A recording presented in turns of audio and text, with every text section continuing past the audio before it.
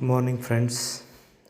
Now, today, before starting the unit 1, again we will go back to the syllabus as it has been revised in the last week by the University of Pune for the 2019 course. Now, in syllabus, the subject has got 5 credits. 4 credits are for theory and 1 for the practical session. Now this is the subject which has got the maximum credits in the total syllabus from first year to final year.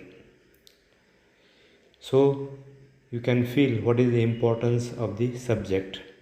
Even if you go for the examination scheme, we can say that is 100 marks theory is there and 25 marks term work and 25 marks oral. So total 150 marks are there. Now out of 100 marks in theory, we have got 30 marks for in semester. That is based on the first 2 units. And the first 2 units we can say will have equal weightage of 15 marks each. Then we have got 70 marks end semester examination, where we can go for that is the details of the last 4 units, that is unit 3, unit 4, unit 5 and unit 6. The numericals will be asked on that. Now why again I am going back to the syllabus? Because in this syllabus we have to see that why more stress is given on practical and more stress on the oral. Because this subject has got a very vast utilization in the future of design engineering or for the mechanical engineering itself. Now it covers all the subjects which we will be studying in future, and the basics will be covered by the particular that is the subject. Now here when we go for the stresses, we have seen the types of load, the types of stresses, how the forces are, we can say that is calculated, what are the different types of the forces, what are the different types of the loads that are acting on the element, what are the stresses, how they are calculated, that we have seen. Now again when we go for that is the unit 1. Unit 1 is based on the stress strain, simple stress strain. The name itself says simple stress strain, but we have to see that all the basics that we have seen in introduction lecture will be implied here. Now the basis for the unit 1 will be the stress strain diagram. Now again when we go for stress strain diagram, we require that is the classification of the engineering materials. That we will see the classification of engineering materials will be based on the type of the material, that is brittle material and the ductile material. So we have to see that unit 1 covers that is the stress strain. There are many things we will see when we go for the stress strain, simple stress and simple strain. Unit 2 we have got the shear force diagram and the bending moment diagram. Now why this is required in the syllabus? Because it covers almost the basic requirement again for the design. When we go for the shear force and bending moment diagram, these are the things which will be required for calculating the failure, or where the maximum shear stress will be there, where the maximum bending moment will be there, and based on that we have to go for the designing of the mechanical component. Then we go for unit 3.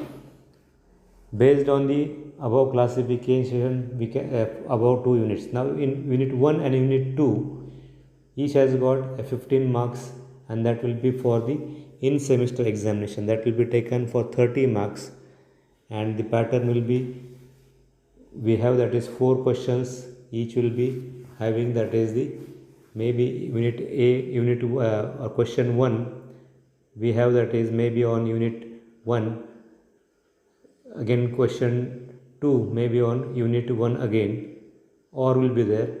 Then when we go for unit 2, shear force and bending moment diagram, question number 3 and 4.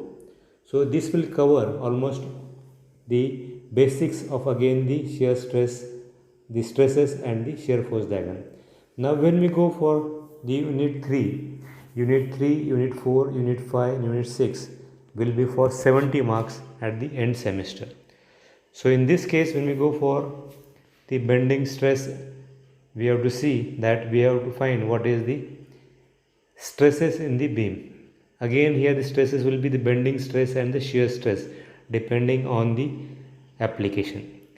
A second part in this unit will be the slope deflection method. There we will be studying the only one method which will be required. There are 3 to 4 methods which we have got for calculating the slope deflection method for the, as the basis is required for the bending stress and the shear stress.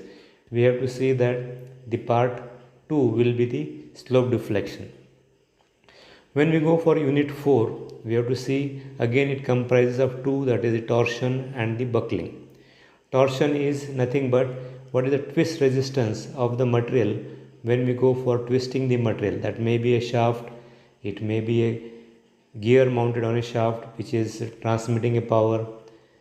Similarly, when we go for buckling of columns, we require that is what is the, we have got one that is the Euler's formula that will be used for calculating the stresses in the beam. So we have to see that when we go for the Euler's formula, there are 2, that is long column and the short column. Based on the relation for the, we can say the length of the shaft and the diameter, based on that we decide the long column and the short column.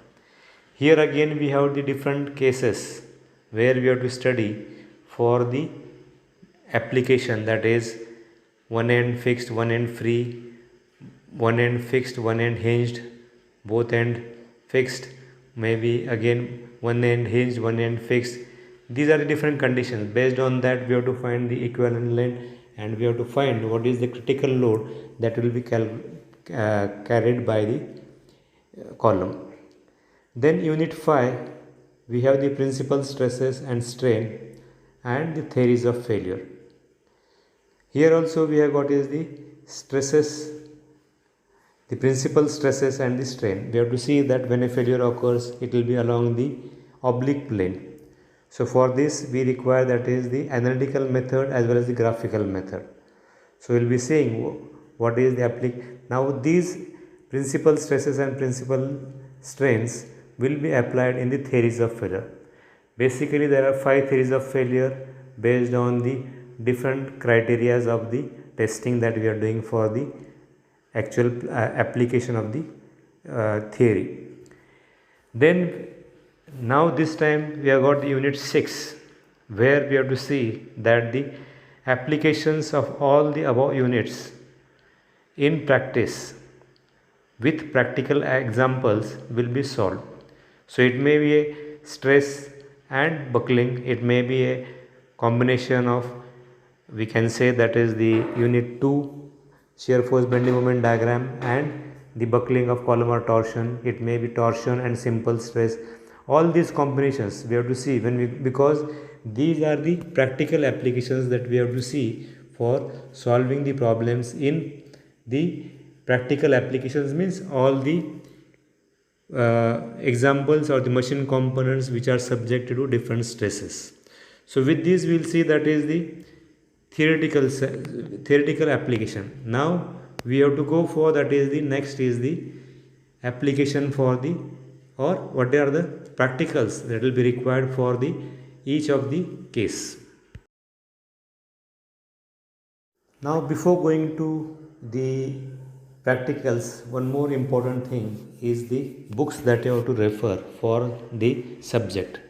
Now most of the books that you will be finding will be based on the topic that is the strength of material.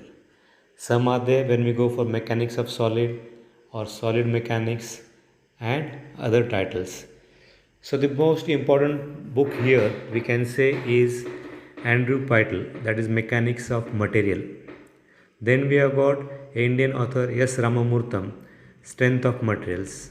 Then we have J. M. Gary, Mechanics of Materials. Then we have next is the Beer and Johnson, Strength of Materials, CBS Publications. Then we have Hibbeler, Mechanics of Material by Prentice Hall Publication. These are the standard reference books. Now we have got Indian authors, that is the Strength of Materials by Dr. R. K. Bansal. We have Strength of Materials by that is Ratan.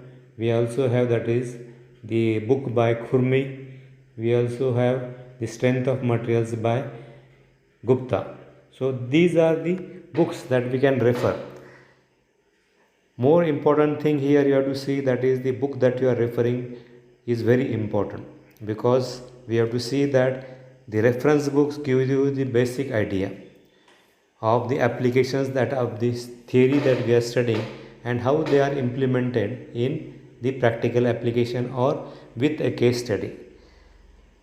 So these are things that again I am repeating that you should go for the reference book for the reference. So that is important. One more book I can mention is regarding that is a design data handbook, where this is a reference book which is again done by that is the we have the PSG. It is also called as PSG design data handbook, which is being designed by PSG for the it is a combination of all the mechanical elements that we are going to study. What are the materials that we should know, what are the different facts that we should know, or what are different mechanical components that we have to study, or the standard components. All the list will be given. If you just refer at this instant the we can say the index, we will see how many mechanical elements that we have to study in the mechanical engineering. Now next we'll go for the practicals that are to be conducted for this syllabus. Now there are 9 practicals that we have to conduct. Now why we have to conduct the practicals or the test of materials, or it's called the testing of materials? Because this is a idea that you get when we go for any theoretical part, what is the practical implementation of that. Now here when we go for the practical, the first test is the tensile test. As the name suggests, tensile test, that is we have to see what is the properties of the material that we can test for the. Now based on the classification, again here we have to go for that is the material classification, that is ductile material and the brittle material. We will see when we go for practice. In that case the ductile materials usually are used for the tension test. The brittle material are used for the compression test. Why this difference is there, that we will see when we start with the unit 1. The third experiment is again the shear stress or the shear test. In this we have the single shear and the double shear.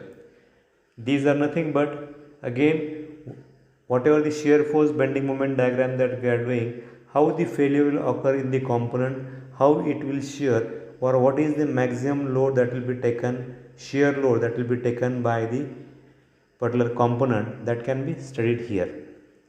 Then we have got that is a new introduction here. Again we have to go for a tensile test of the plastics and the composite material. Now why we are going for, why this has been introduced, and the above all experiments will be conducted on the UTM, that is the universal testing machine. Now why it is called universal testing machine? Because it is internationally accepted, and all the tests that we are going to conduct, most of them will be on the UTM. These are the standard. It is a computerized test rig where we go for the different loading, that is the gradually applied load, the extension or the compression of the bar, then directly we get the plot on the computer whatever the readings that we are getting are, or we can take the reading, theoretical readings or the practical experimental readings, and see, we can compare with the chart that or the graph that we are getting for the computerized graph for these tests. Now when we consider the composite and the plastic, now in this case the type of the load is very low. For the ductile and the brittle material, the type of load is very high. So that is the comparison. We'll see when we go for the practicals in the composite part. Now one more thing, that is use of strain gauges to measure the stress and strain. Whatever the theoretical part that we are seeing, that is to be verified by using the strain gauges for calculating where we are drawing the shear force and bending moment diagram, where the stress is more, where the shear stress is more, where the bending moment is there. That can be compared with the help of the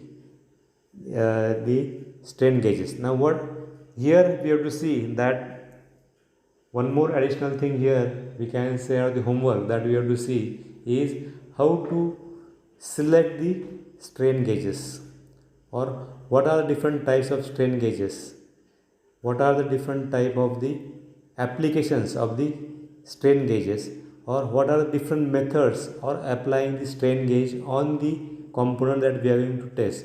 These are the things which we have to study. This will be not done in the practical, but we can say that can be a self assignment that can be done, or the self learning that can be done by the students for increasing their knowledge apart from the theoretical knowledge that we are getting in the unit 1. Then we have to see, that is the next experiment is regarding the verification of the flexural formula, that is for the unit 3, when we are going for the our bending stresses that can be seen or that can be calculated with the help of the different materials. What is the flexural formula, and that verification can be done. Now again one more, that is the polariscope. That is, when we say polariscope, it comes to the light, a monochromatic light source will be there for seeing what is the stress pattern on an element when it is loaded.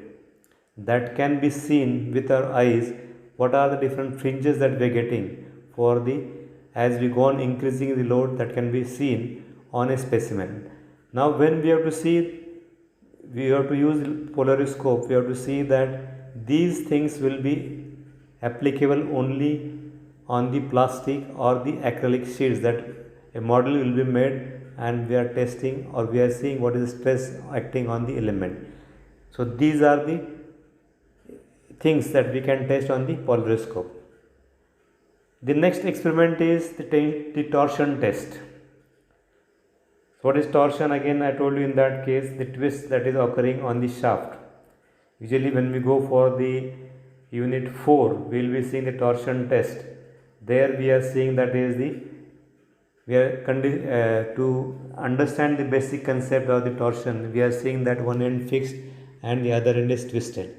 The same type of the torsion test will be conducted in the strength of materials lab when we go for the testing, and see how much maximum twist that can be taken by element, that is how many number of turns the shaft can be rotated without failure. So that can be tested on the torsion test. One more additional, that is 9th, we can say, that is the finite element analysis. Now this is the introductory part where we have to see the software utilization for finding what is the stress on any of the two of the above experiments that we have conducted, can be studied with the help of the finite element analysis, that is for the critical analysis of the element. So this is the practicals that we have to study when we go for the study of the particular, that is the solid mechanics.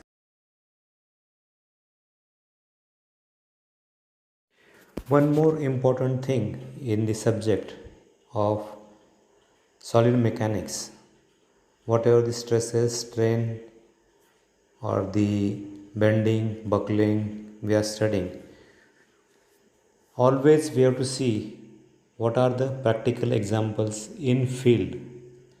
In many day-to-day applications, we see the failure of component that we have to apply, and the work of the engineer here is to see that how the failure can be avoided.